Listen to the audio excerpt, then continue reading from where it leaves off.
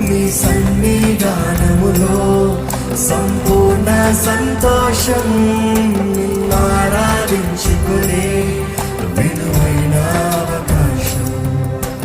కోల్పోయినవన్నీ నాకు ఇచ్చుటకును, బాధల నుండి బ్రతికించుటకును. చిత్తమా? కోల్పోయినవన్నీ నువ్వు ఇస్తావయ్యా, తిరిగి ఇస్తావయ్యా, నమ్ముతున్నాను.